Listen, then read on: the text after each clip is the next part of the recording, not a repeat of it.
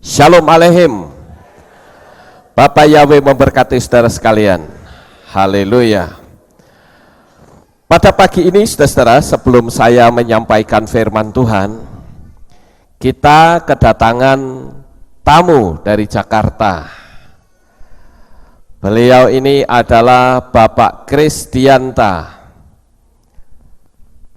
Saya ingin Pak Kris bisa memberikan sedikit kesaksian untuk kita yang ditemani oleh Pak Samuel dari Jakarta.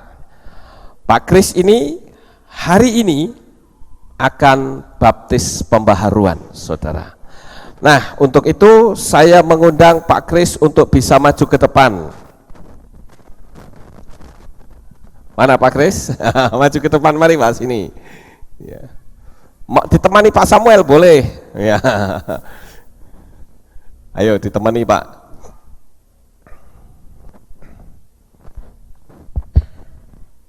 Mari silahkan maju ke sini.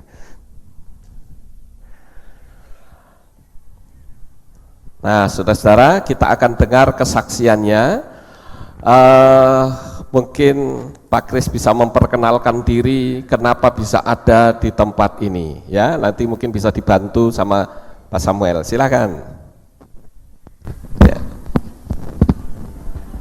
Selamat pagi. Agak dekat sedikit. Nah, sini supaya suaranya bisa keras.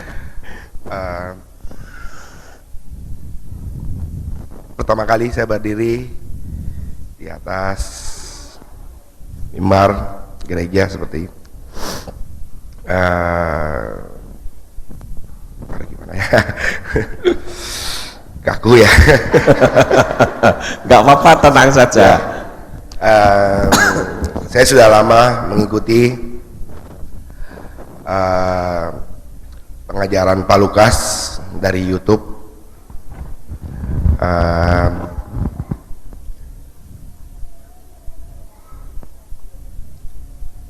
Awalnya sih gejolak ya, bertolak belakang dengan keyakinan saya dulu.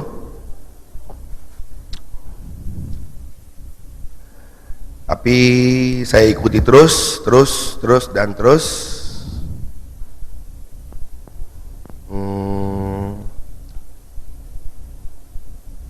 Banyak perubahan-perubahan yang saya rasakan. Dan saya coba mengikuti lagi.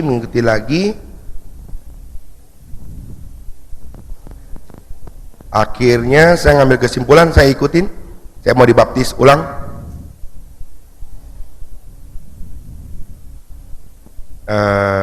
Dengan Pak Lukas.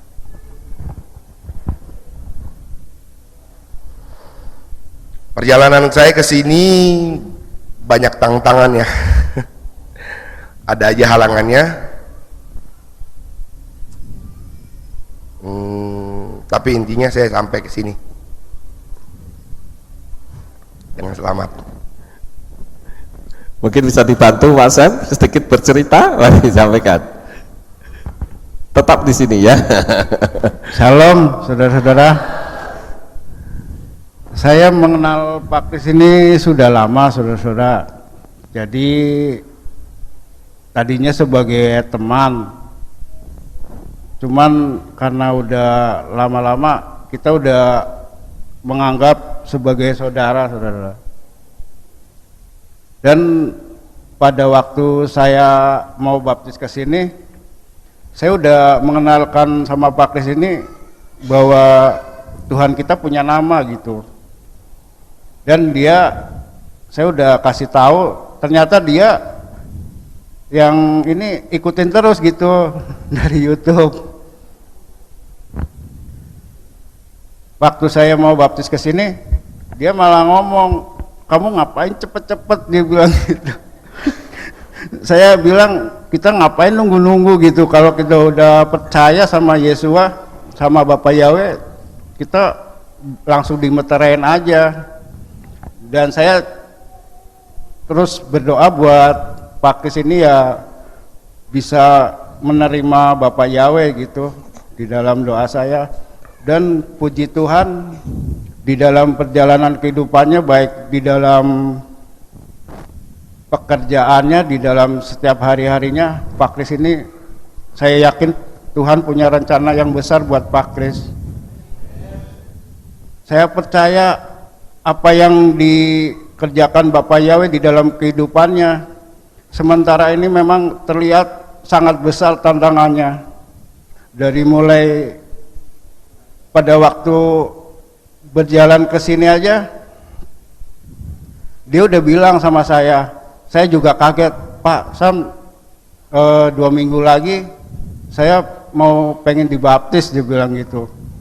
Saya bersyukur sekali ya, tapi habis ngomong gitu, kita keluar pergi makan, pas pulangnya dia sakit gigi gitu. Ternyata di itu hari ini nih dia disuruh operasi, sebetulnya disuruh operasi, dia punya ada giginya ada bermasalah.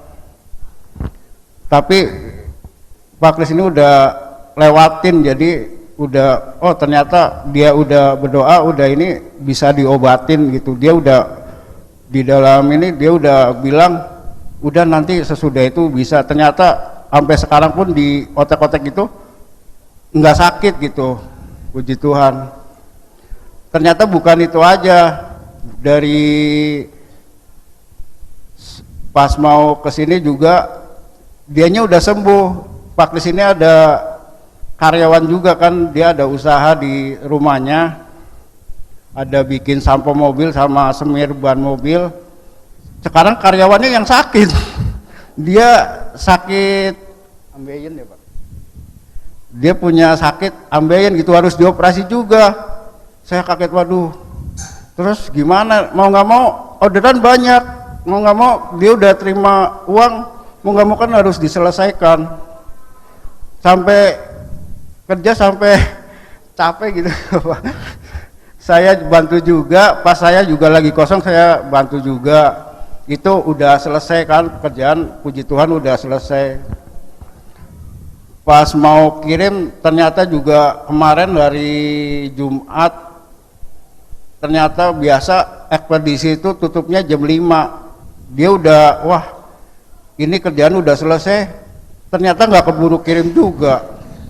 Tapi puji Tuhan saudara-saudara, dari Pak Kris ini dia nggak pernah tuh namanya ekspedisi itu tutupnya jam 5, dia nggak pernah seumur-umur itu lewat dari jam 5 saudara-saudara.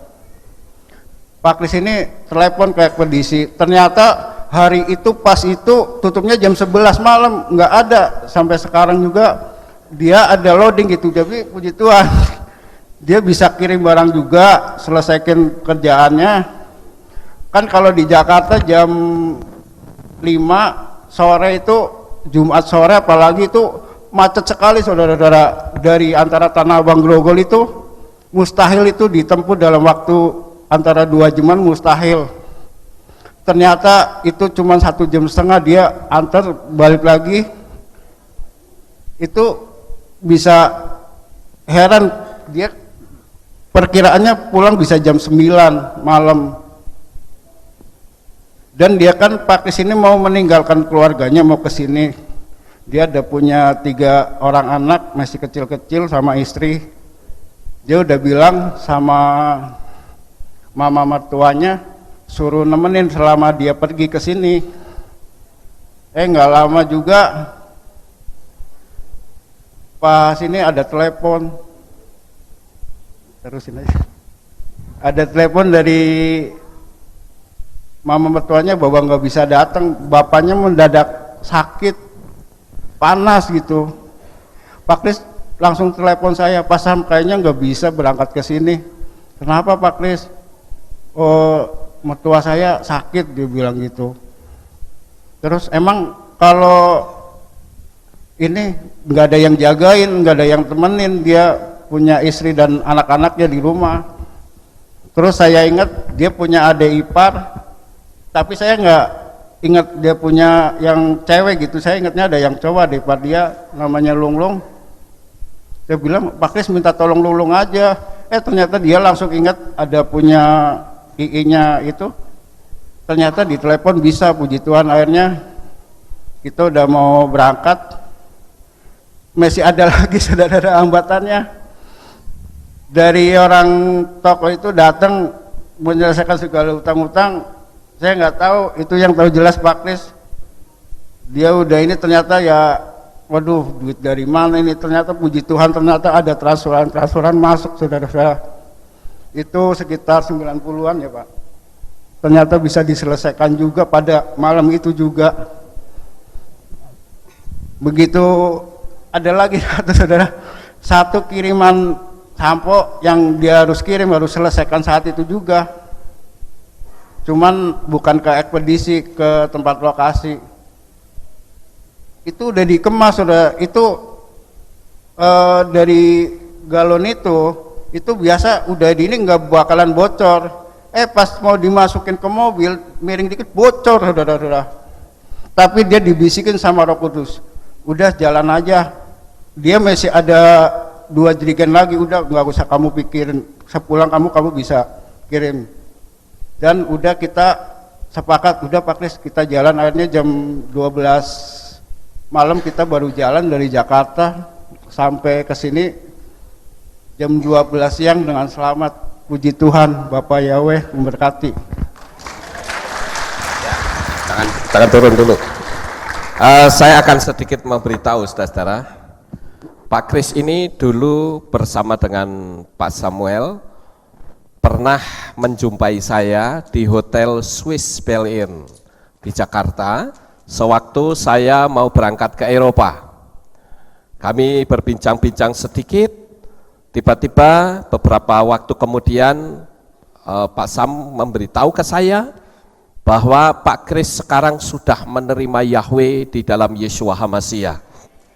Ya, kemudian dia berusaha untuk ke sini, dan tadi saudara sudah mendengar hambatannya begitu luar biasa, ada-ada saja. Banyak hal yang tidak wajar tiba-tiba muncul saudara. Dan saya mendengar dari Pak Sam bahwa Pak Kris ini secara diam-diam dia mempraktekkan firman Tuhan yang kita ajarkan di sini, yaitu money magnet dan bisnis gaya Torah. Dan dia lakukan itu. Saudara tahu, ketika dia menerima nama Yahweh, tiba-tiba karyawannya yang curang-curang itu ketahuan semua saudara. Akhirnya dia keluar dengan sendirinya ya Pak Kris, keluar dengan sendirinya tanpa harus dipecat. Dia keluar dengan sendirinya. Nah, ketika keluar berarti kan otomatis karyawannya semakin berkurang. Ada berapa orang yang keluar? 9 orang. Bayangin saudara, selama dia berbisnis, bisnisnya itu dicurangi oleh karyawannya sendiri. 9 orang tanpa dia ketahui. Tapi saat dia menerima Yahweh di dalam Yeshua HaMashiach, semua yang buruk dari rumahnya muncul semua ini. Karyawan-karyawan yang ngaco ini keluar semua, ya, ketahuan dia berbuat curang. 9 orang tidak ada lagi di situ. Tapi otomatis kan susah untuk pekerjaan selanjutnya bagaimana, kehilangan 9 karyawan. Tetapi Tuhan yang kita sembah itu adalah Tuhan yang luar biasa dahsyat. Tuhan gantikan lain lagi, ya. Itu setelah karyawannya keluar, Pak Kris dapat apa lagi? Orderan apa? Bisnis apa lagi? Coba diceritakan. Ini jadi setelah 9 orang keluar, saya bingung dong, ini ngolah perusahaan seperti apa. Saya dengar konsep Torah,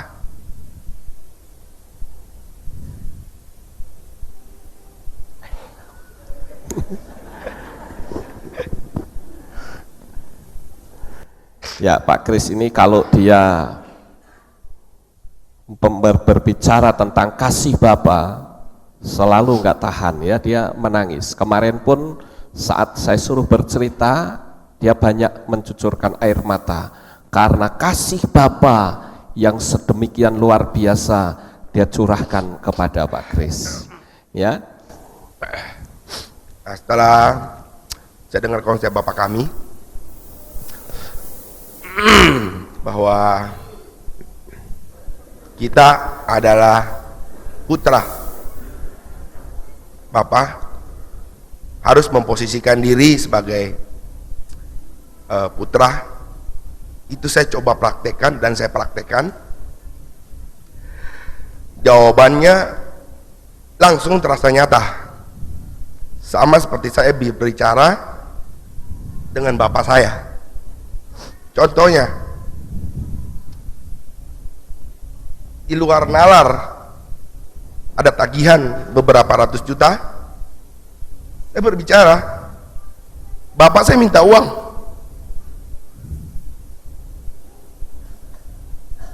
sore itu aja langsung masuk. Saya nggak tahu dari mana, ada aja customer yang bayar. Jadi itu konsepnya saya benar-benar yakin. Saat itu saya ngomong, saya mau dibaptis, saya harus berangkat. Konsep yang itu saya praktekkan benar-benar.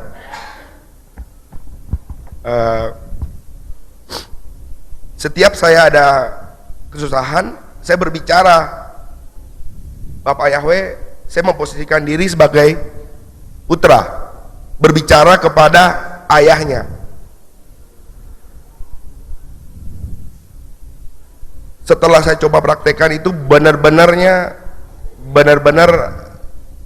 ya, kita bisa bermanja-manja. Saya mau minta apa, semua jadi kebuka sampai hari ini. Jadi saya putuskan nggak ada ABCD, saya mau dibaptis dalam Pak Lukas. Tapi perjalanannya ke sini panjang sekali, hampir ada aja halangannya sampai, tapi tetap saya tetap mau datang. Jadi akhirnya saya sampai di sini hari ini. Ya, saudara bisa lihat bagaimana kasih Bapa yang sedemikian luar biasa. Pak Kris ini latar belakangnya adalah dari kepercayaan lain. Saya rasa tidak perlu disebut, saudara bisa menduga sendiri kalau Pak Kris ini dari mana.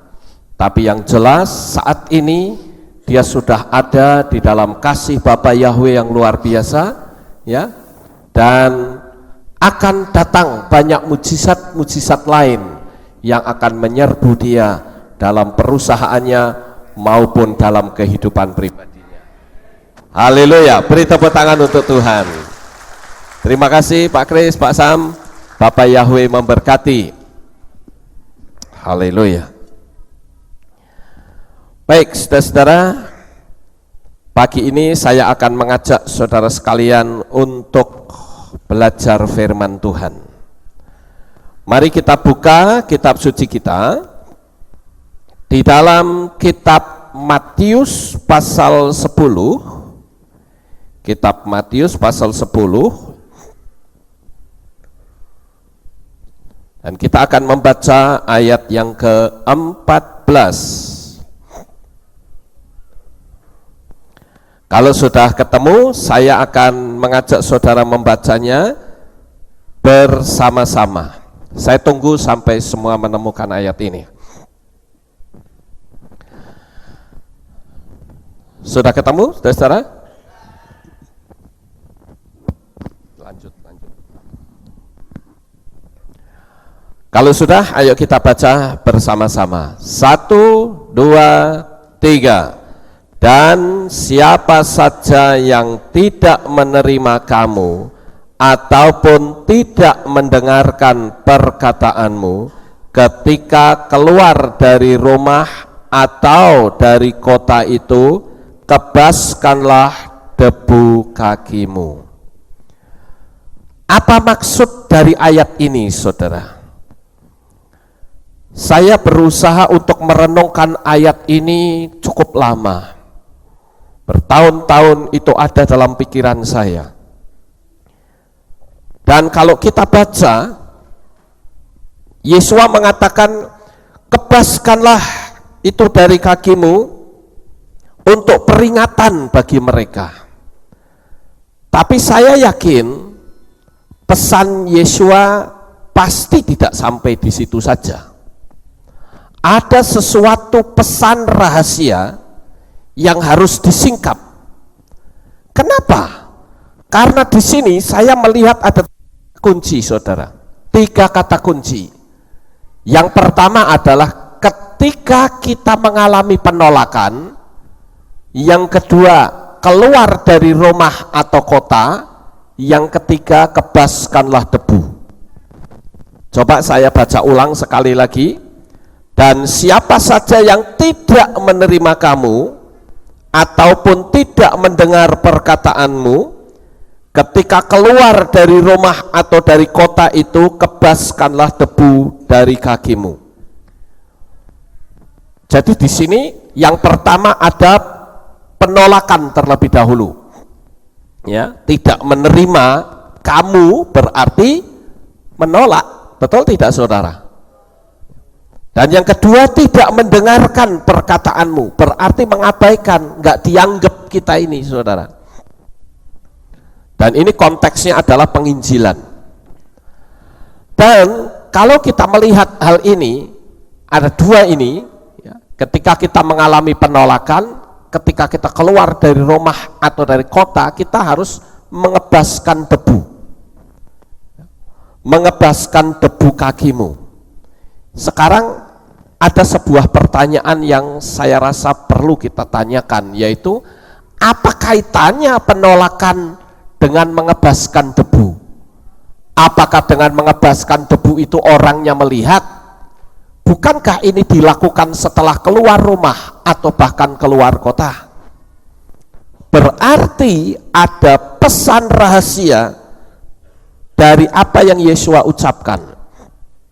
Saya merenung dan minta hikmat dari Bapa Yahweh. Saya berkata, Tuhan, beri saya hikmat. Apa maksud ayat ini?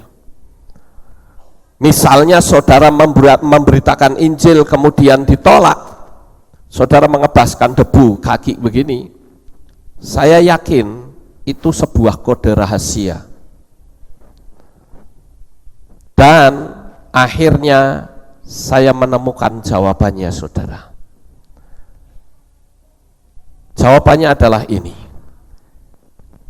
Jika saudara baru berurusan dengan orang yang marah-marah, tak terkendali, mengutuk, menghujat, mengancam, dan lain-lain, kebaskan debu energi dari tubuh kita. Saudara tahu, ketika kita berinteraksi dengan orang lain, maka sebetulnya kita sedang ada tarik-menarik energi antara kita dengan orang lain tersebut.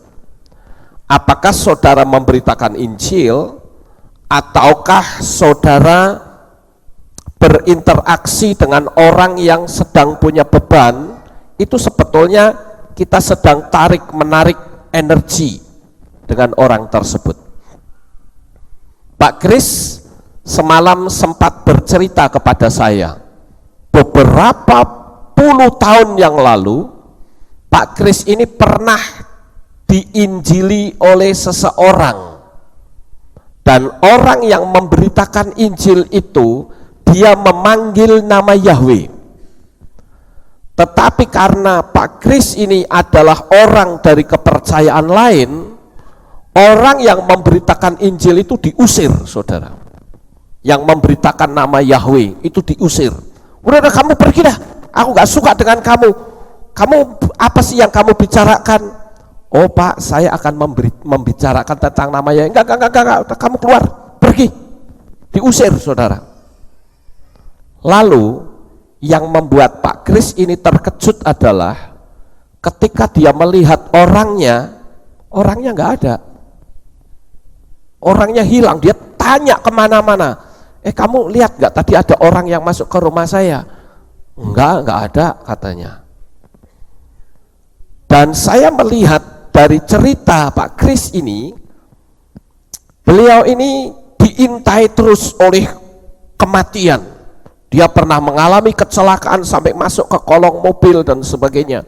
tetapi selalu ada pertolongan Tuhan. Dan saya yakin pertolongan Tuhan itu sebetulnya adalah Tuhan ingin menyelamatkan beliau ini untuk mempercayai bahwa Yahweh adalah Tuhan semesta alam. Yang hari ini Pak Kris sebentar selesai kita ibadah akan menerima baptisan pembaharuan. Bapak Ibu Saudaraku yang terkasih, jadi di sini kembali lagi ke kitab suci.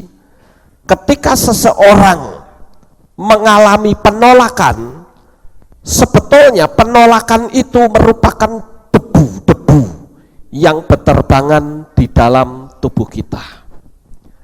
Kemarin hari Sabat saya sudah menyampaikan sesuatu kepada saudara tentang masalah ini. Jadi hari ini sebetulnya adalah sambungan dari khotbah saya hari Sabat yang kemarin, saudara. Dan hari ini adalah jawabannya. Dan kalau saudara berinteraksi dengan orang, apakah itu di kantor, apakah itu di masyarakat, sebetulnya kita sedang terjadi tarik-menarik energi yang ada di dalam diri kita.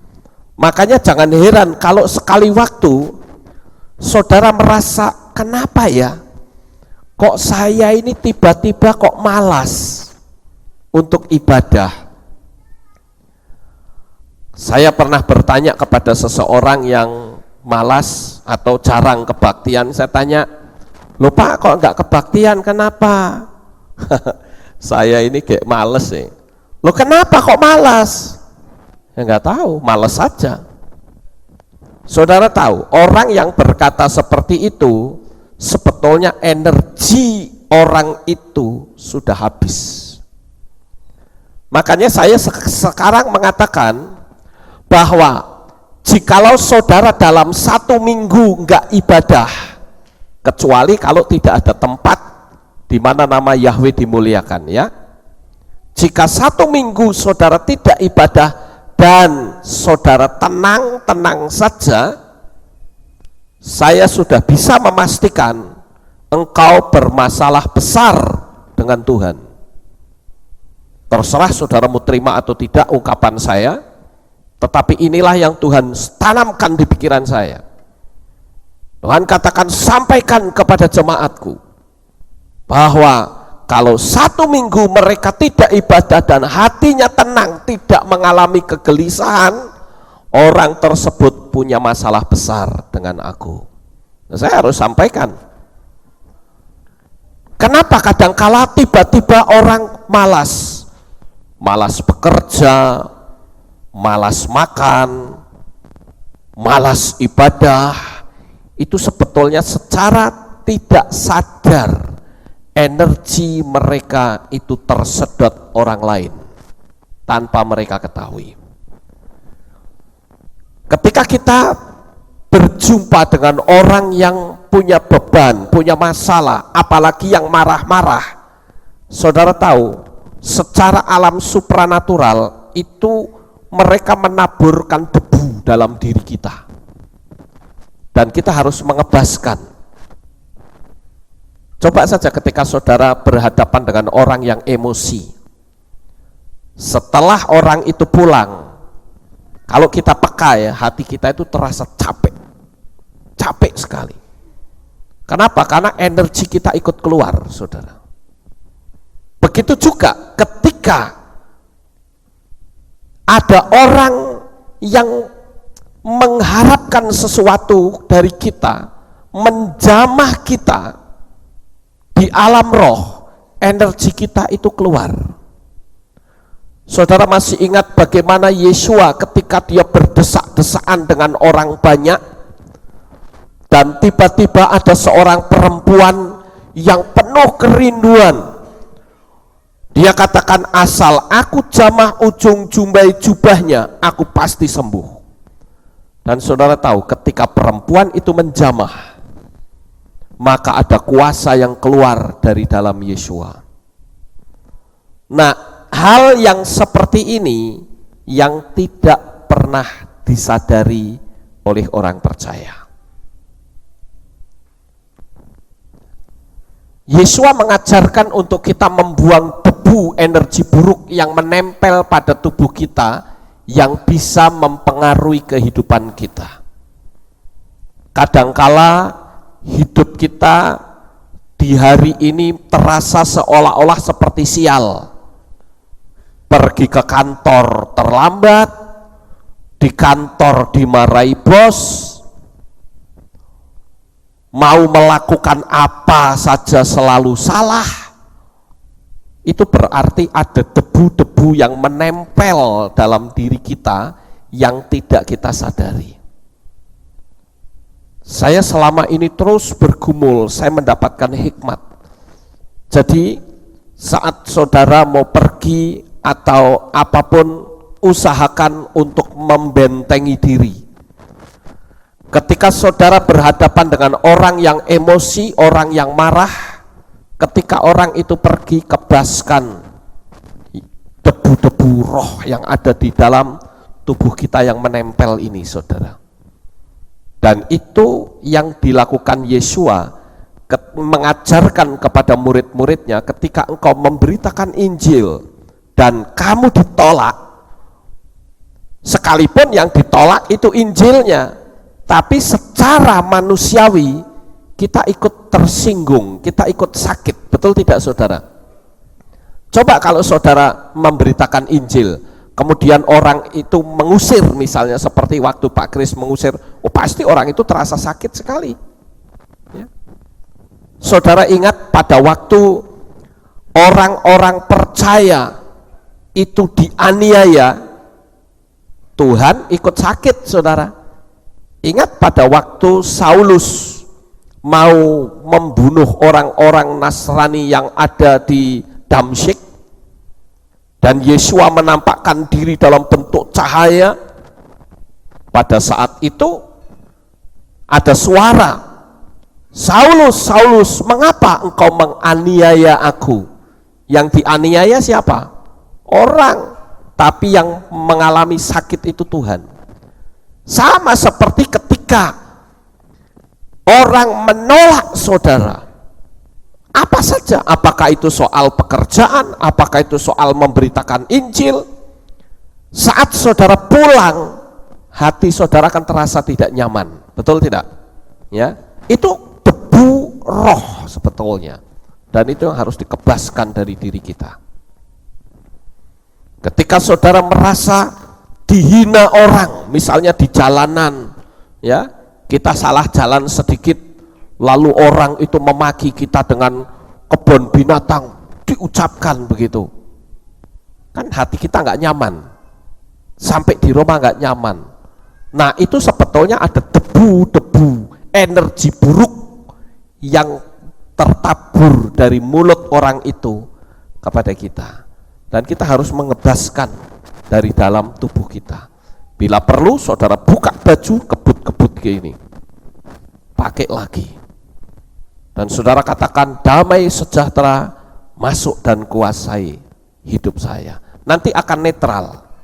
Coba kalau tidak percaya saudara buktikan. Ketika saudara menghadapi hal seperti itu, lakukan, buka baju, dikebut-kebutkan, ya. Sambil katakan seluruh debu energi negatif pergi. Sebab kalau tidak, debu itu akan terus menempel saudara di dalam tubuh kita, dan itu yang membuat aura di sekitar tubuh kita itu jadi tidak nyaman. Hati itu akan terasa sakit sekali, gak nyaman, gak ada damai sejahtera. Nah itu yang saya katakan debu-debu roh yang harus kita kebaskan, seperti ketika Yesua mengajarkan murid-muridnya, ketika kamu ditolak, kebaskan debu, kebaskan, ya. Walaupun Yesua mengatakan itu untuk peringatan bagi mereka, tetapi saya yakin ada satu pesan rahasia yang terkandung di dalamnya tentang mengebaskan debu, agar supaya kita itu terbebas dari energi negatif.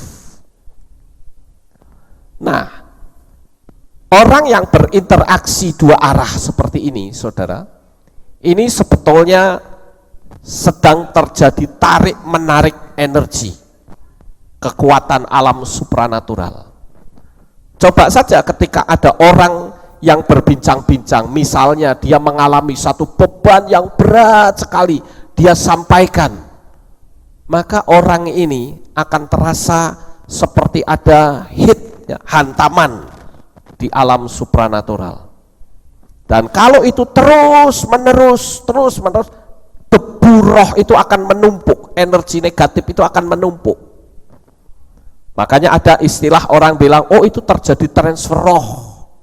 Itu sebetulnya karena ada debu-debu energi negatif yang masuk melalui pendengaran kita, dan itu merusak aura yang kita miliki. Itu yang harus kita kebaskan, saudara. Coba sekarang saudara rasakan energi emosi saudara ketika saudara melihat orang yang sedang melambaikan tangan, mungkin berkata shalom, damai sejahtera gitu ya.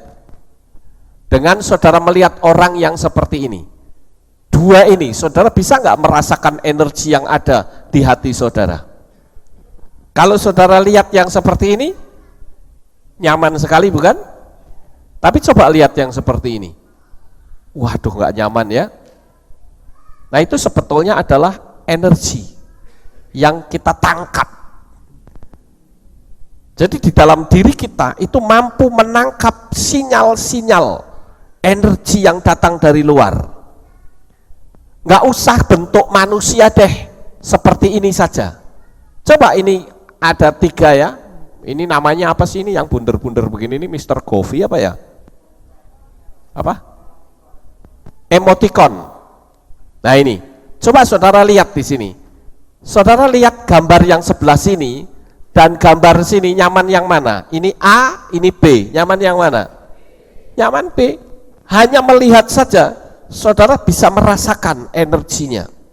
Ya, apalagi yang ini, waduh lebih parah lagi, saudara. Ya. Nah, kemenangan kita itu ditentukan oleh arah pembicaraan kita. Kenapa dulu? Ya ini dulu ya. Ketika saya masih belum di dalam Tuhan. Ya karena saya itu orangnya sering berantem. Saya kadang dapat ancaman dari orang. Nah ketika kita diancam, kita diem, wah itu langsung energi itu kita kerasa, kita jadi takut, ya. Karena apa? Karena tidak ada perlawanan. Di kitab suci ada nggak? Oh ada.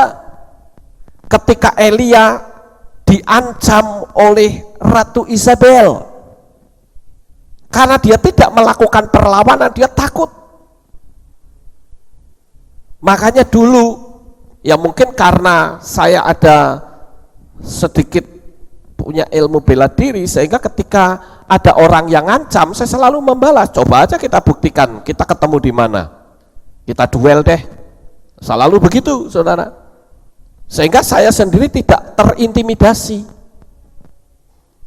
Ketika saya berhadapan dengan ormas, ketika saya berhadapan dengan orang-orang yang mungkin dianggap sebagai pejabat tinggi, kenapa sampai hari ini tidak ada rasa sekecil apapun di hati saya, ada rasa takut? Nah ini sebetulnya adalah benteng, perisai untuk tidak membuat energi kita habis. Tapi coba saudara diancam orang, dan saudara tidak melakukan apa-apa, saudara akan takutnya luar biasa. Ya. Jadi pembicaraan dua arah itu sebetulnya tarik-menarik energi. Saya ambil contoh misalnya ketika ada jemaat Tuhan dulu ya. Ketika jemaat Tuhan dulu menemui saya dan berkata, Pak Lukas akan terus memakai nama Yahweh, memanggil Yahweh. Oh iya, Ci. Saya akan tetap memakai nama itu, karena itu sudah saya ketahui. Oh gitu, Baiklah kalau begitu, saya mulai minggu depan tidak akan lagi beribadah di Alfa Omega. Itu dulu kan, 16 tahun yang lalu. Saya akan tinggalkan gereja ini. Saudara tahu ketika dia mengatakan seperti itu, hati saya sangat tidak nyaman. Tapi saya langsung menapisnya dengan berkata, silahkan, tapi gereja ini selalu terbuka. Dan akan tiba saatnya, dengan berjalannya waktu, Anda akan tahu bahwa nama Yahweh itu adalah nama yang benar. Begitu saya melakukan perlawanan alam roh seperti itu, hati saya sedamai sejahtera. Dan saya selalu katakan bahwa saya melakukan ini karena saya ingin jemaat Tuhan itu selamat. Karena tanpa nama Yahweh mustahil bisa selamat. Saudara setuju atau tidak setuju, saya tidak peduli. Saya katakan begitu, saudara. Nah, nyatanya nama Yahweh sekarang semakin hilang atau semakin bertambah? Semakin bertambah.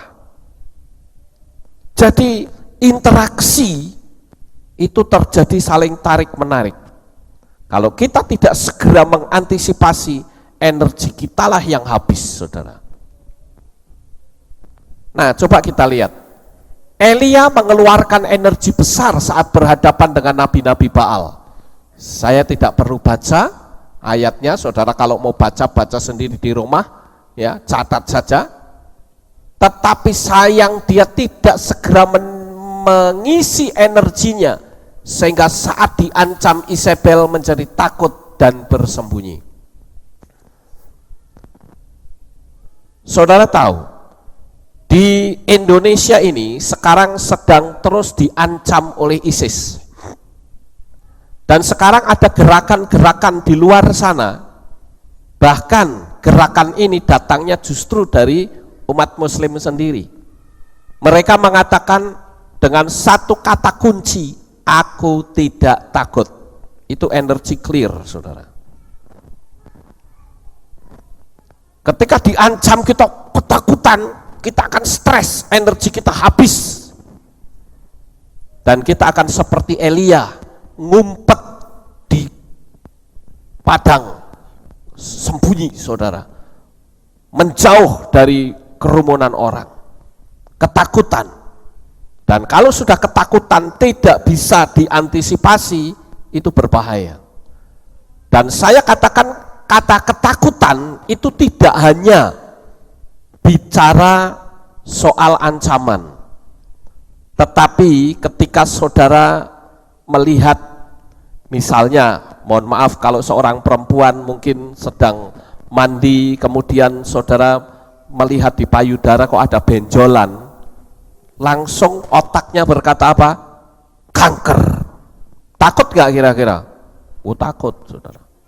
Dan ketika ketakutan itu muncul, dia menciptakan kanker beneran. Ini yang harus kita ketahui, saudara. Karena apa yang kita takutkan, apa yang kita khawatirkan, itulah yang mendatangi. Itu tertulis dalam kitab Iyob pasal 3 ayat 25-26. Jadi hati-hati. Kalau kita melihat daerah kita disatroni maling, kita ketakutan, itu energi negatif dan itu harus dikebaskan. Jadi kita itu dalam komunitas kehidupan kita itu berurusan dengan energi-energi, baik positif maupun negatif.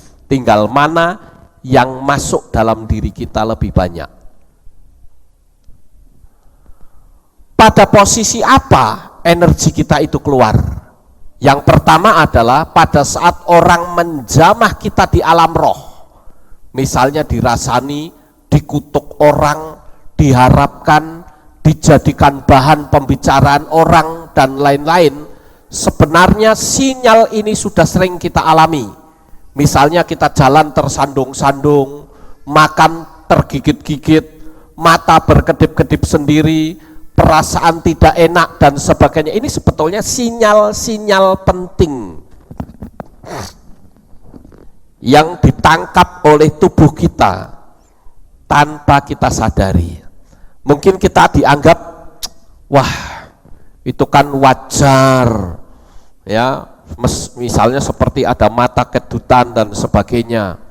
Tapi kalau saya katakan itu adalah sinyal yang datang dari alam supranatural. Sayang sekali teman saya yang namanya Pak Devon masih belum saya izinkan untuk bersaksi.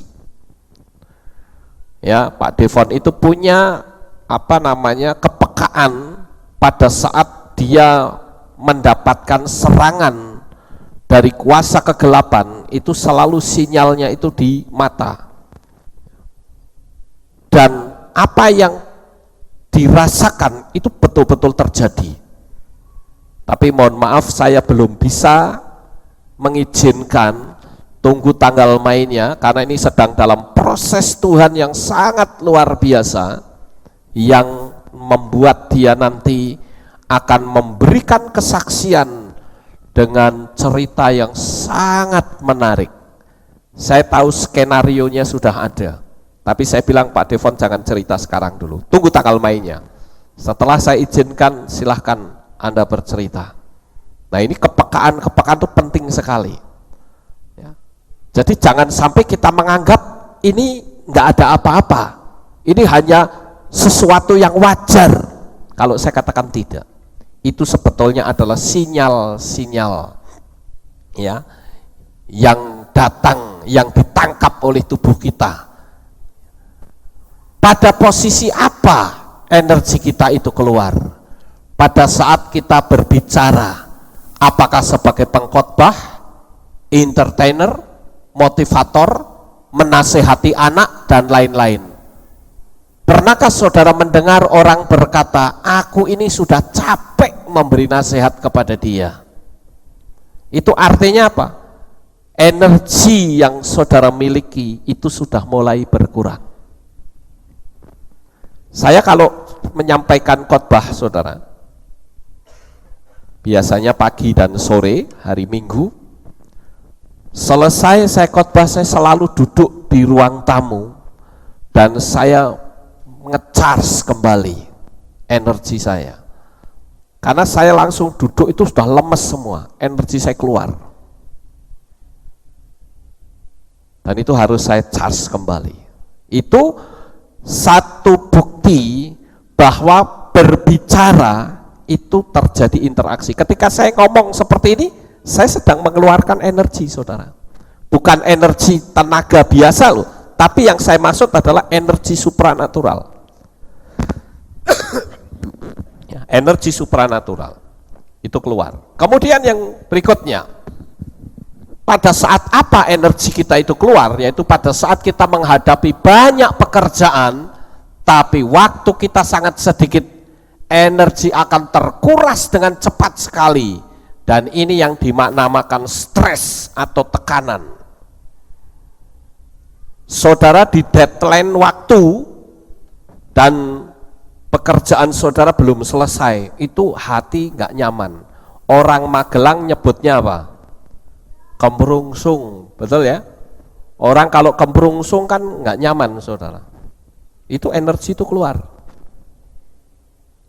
Seperti misalnya saudara mau pergi ke satu kota naik pesawat, waktunya sudah mepet, saudara mengerjakan pekerjaan dan belum selesai, saudara ketakutan, waduh ini bisa ketinggalan ini. Jadi yang tadinya sukacita mau pergi ke kota lain, tapi karena kita mengalami hambatan, apakah jalanan macet, apakah karena ada urusan lain, sehingga membuat energi damai sejahtera kita itu keluar. Akibatnya yang tersisa apa? Energi buruk yang muncul. Kita jadi nggak nyaman, mudah tersinggung. Nah ini yang harus kita ketahui. Kemudian yang berikutnya, pada saat kita kerja sendirian dan menderita sendirian, itu energi keluar, saudara. Energi roh maksudnya. Makanya kalau saudara melihat di ayat ini, di sini ada satu cerita ketika Yohanes Pembaptis di penjara. Bukankah Yohanes Pembaptis pada waktu itu dia sendiri yang mengatakan bahwa luruskanlah jalan bagi Elohim kita. Dia dipakai oleh Tuhan untuk membaptis Yesua. Dan dari mulutnya sendiri dia mengatakan, untuk membuka tali kasutnya pun aku tidak layak.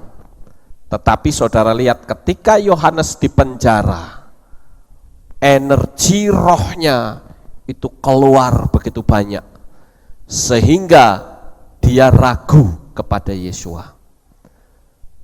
Ketika dia dijenguk di penjara oleh muridnya, dia berkata kepada muridnya, coba aku minta tolong kamu tanya sama Yesua, apakah benar dia itu Mesias? Ada keraguan muncul. Padahal dia sendiri yang mengatakan membuka tali kasutnya pun aku tidak layak. Itu berarti energi yang dia miliki habis, saudara. Dia sudah tidak lagi bisa mempercayai Yesua.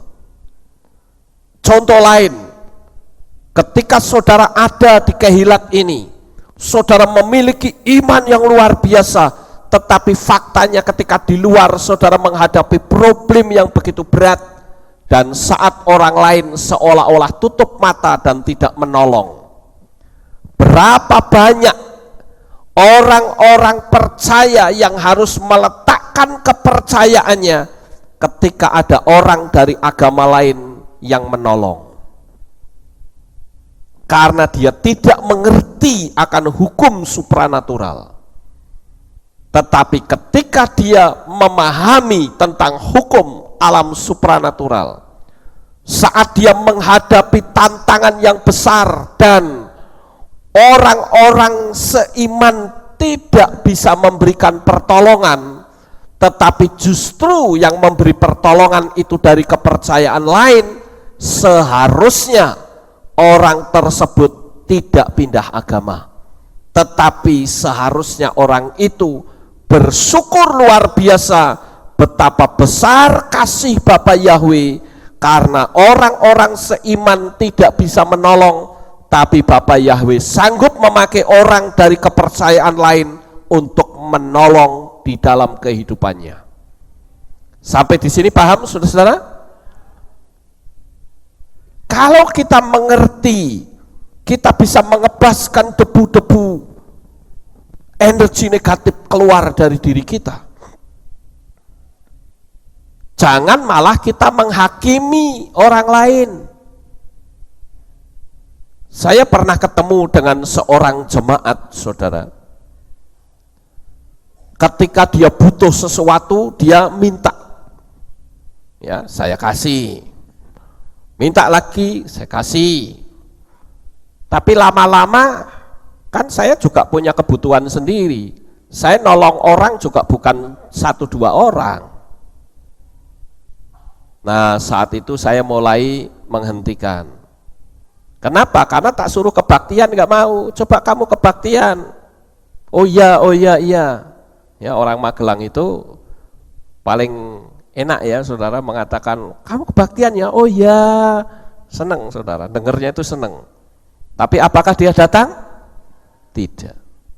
Ketemu lagi, ayo kebaktian. Oh ya, nanti ya, saya pasti minggu depan datang. Tak tunggu, enggak ada orangnya.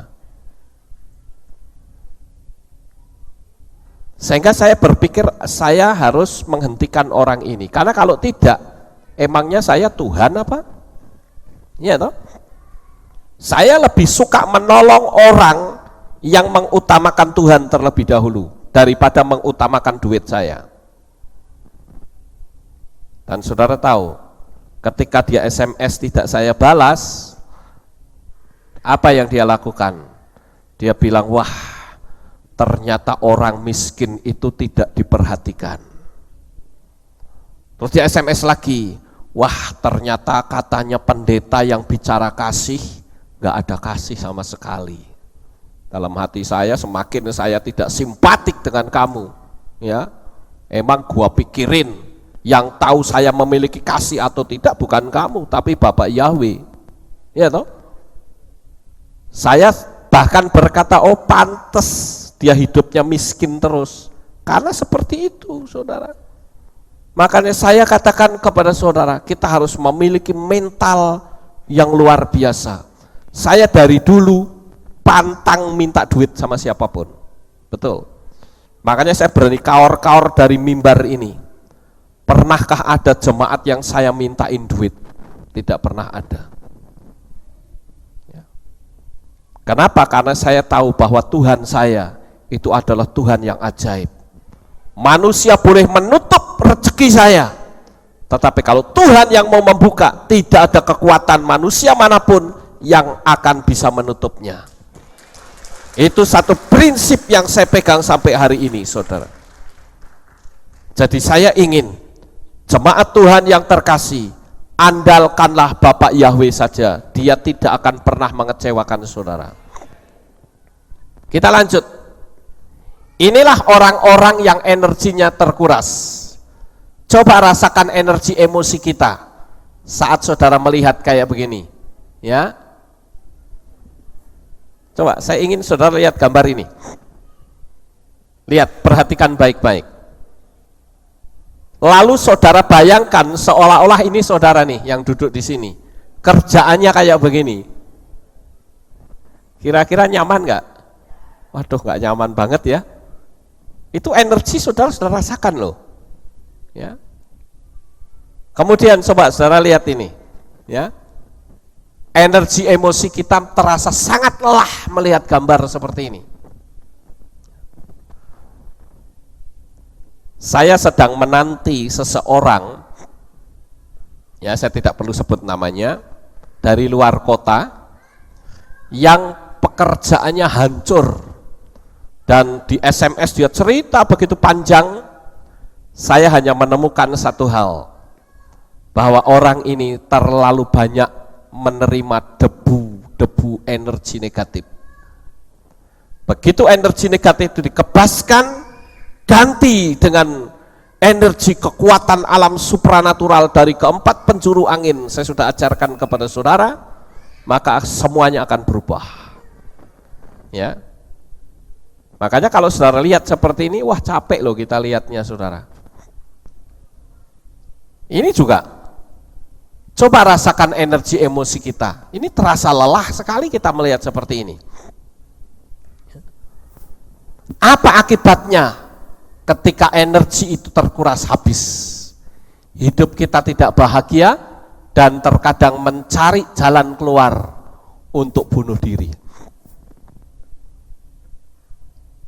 Dulu saya berpikir begini, kenapa ya orang kok tidak takut melakukan bunuh diri? Kenapa? Bukankah bunuh diri itu sakit? Kalau menurut saudara bunuh diri sakit nggak? Sakit ya, ambil silet, disilet tangannya ini kan sakit saudara. Kenapa kok orang mau melakukan itu? Karena ternyata sakitnya yang ada di dalam itu lebih hebat daripada kalau diambil silet dan garis. Paham saudara? Kenapa orang bisa mata gelap dia naik ke tiang tower? Dia berdiri, dia lihat ke bawah. Dia nggak takut, saudara. Kenapa? Karena yang ada di pikirannya itu adalah sesuatu yang sangat menakutkan. Bahkan orang yang takut ketinggian sekalipun, ketika dia mengalami tekanan yang sedemikian hebat, dia nggak akan takut menghadapi ketinggian. Jadi kalau energi supranatural itu terkuras, hasilnya sangat mengerikan. Saudara bisa lihat di YouTube orang-orang yang bunuh diri, banyak sekali. Ada yang menjatuhkan diri dari tower, ya, tower antena HP itu kan sekitar berapa itu, 50 meter ya. Dia naik ke atas, dia menjatuhkan diri. Ada yang menjatuhkan diri dari gedung tingkat di atas 20. Saudara coba cari itu di YouTube, banyak sekali. Ada orang yang menjatuhkan diri di depan kereta api yang sedang lewat. Mengerikan, saudara. Kenapa sih orang kok tidak takut? Karena energinya sudah habis. Sudah tidak ada lagi yang bisa diharapkan, yang ada adalah energi negatif yang menggumpal di dalam hidupnya.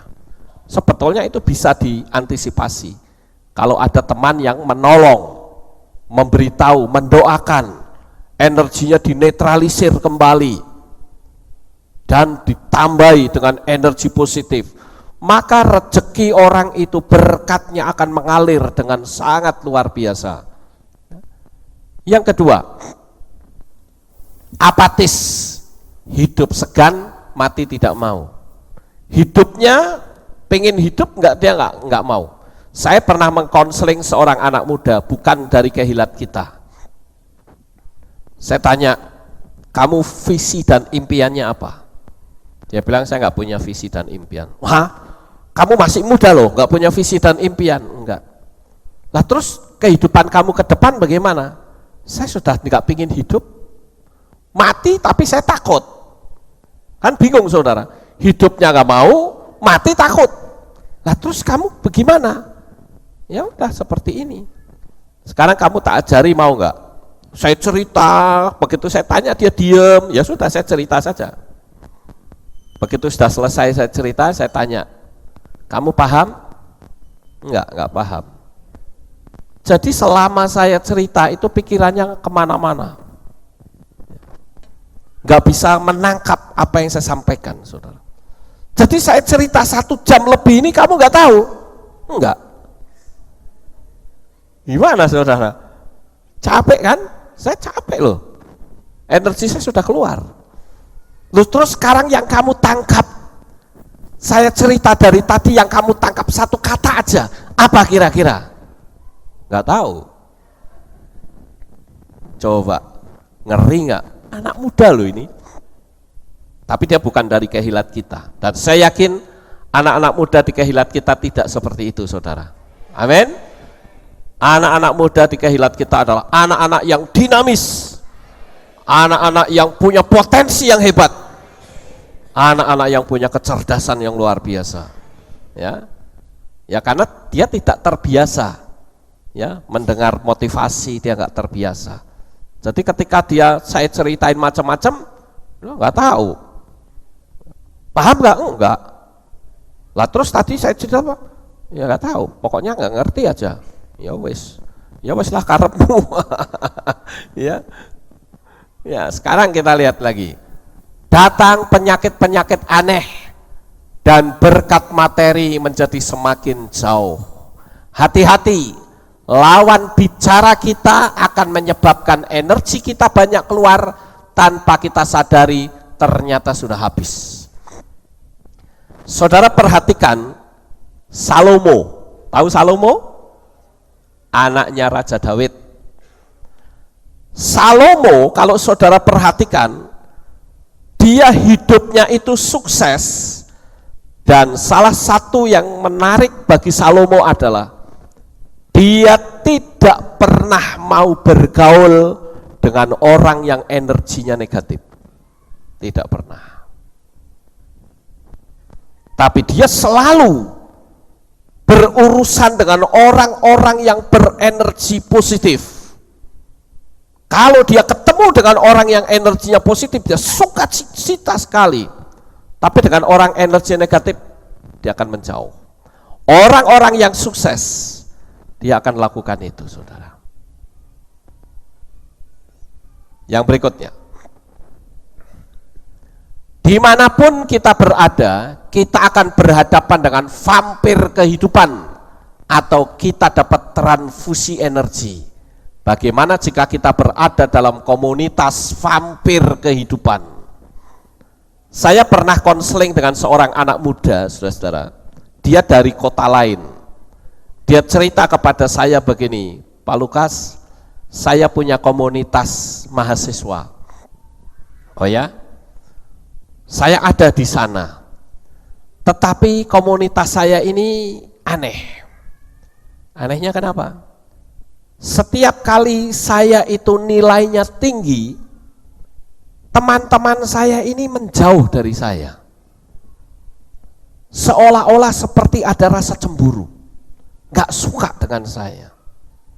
Terus maunya dia bagaimana? Maunya dia adalah nilai saya harus sama dengan mereka. Nah terus tindakan kamu bagaimana? Saya tidak tahu, justru saya kasih telepon Pak Lukas itu saya pengen tahu saya harusnya bagaimana. Saya bilang tinggalkan komunitas itu. Kau cari komunitas lain yang bisa mensupport kamu. Karena kalau kamu model punya komunitas seperti itu, sama saja kamu diminta untuk menjadi orang yang sama-sama bodoh. Seharusnya kalau kamu nilainya sangat tinggi, mereka mendekat kepada kamu, belajar dari kamu, itu orang yang benar. Tapi kalau kamu lebih pandai, lalu mereka malah mengucilkan kamu, nilainya harus sama dengan mereka, saya bilang tinggalkan. Itu komunitas yang tidak akan bisa mensupport engkau menjadi orang sukses. Saya nggak berani untuk meninggalkan. Sekarang begini saja, cara meninggalkan itu tidak usah drastis. Pakai jurus saya. Tahu jurus saya? Dia bilang tahu. Apa? EGP. Wah, itu jurus paling ampuh ya. Ketika dia macam-macam, emang gua pikirin. Itu jurus yang paling ampuh, saudara. Dan saya bersyukur anak muda ini setelah saya pantau ternyata dia sudah keluar dari komunitasnya. Dan dia akhirnya cerita, komunitas yang dulu saya ikuti, ternyata dia komunitasnya itu terjerat narkoba. Untung kamu sudah keluar. Ya, kalau belum, kamu ikut di dalamnya. Pantes otaknya pada cumplung karena mainan narkoba, saudara. Ya. Jadi kita itu dalam perjalanan hidup kita berhadapan dengan vampir-vampir yang akan menyedot energi kita, atau kita akan berhadapan dengan orang-orang yang memiliki stok darah segar untuk kita bisa semakin bangkit. Sekali lagi saya beritahu, Salomo adalah orang yang tidak pernah mau berkomunitas dengan orang yang berenergi negatif. Saya lebih suka memberi nasihat arahan kepada orang yang berenergi negatif, tetapi kalau mereka atur-atur, saya tidak mau. Ya, saya harus lebih dekat dengan orang yang energinya positif. Contoh yang paling gampang begini, saudara. Ketika saudara bercerita tentang visi dan impian saudara, lalu orang berkata, jangan sombong, ngoco, kamu itu bisanya apa? Udah, saudara nggak usah berteman dengan orang yang model begitu. Ya. Tapi kalau saudara tunjukkan visi dan impian, lalu teman saudara, aku dukung dalam doa, kau pasti sukses seperti apa yang kau ucapkan. Nah itu teman bener tuh, ya, layak untuk jadi sahabat. Ketika saudara menghadapi tantangan yang berat, orang yang seperti itu pasti tolong saudara. Amin. Ya. Kemudian yang berikutnya, jangan beri komentar apapun agar topik pembicaraan berganti.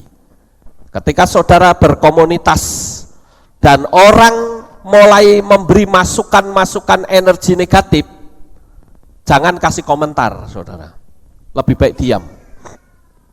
Karena kalau kasih komentar, dia akan semakin bertambah lagi ngasih energi negatif.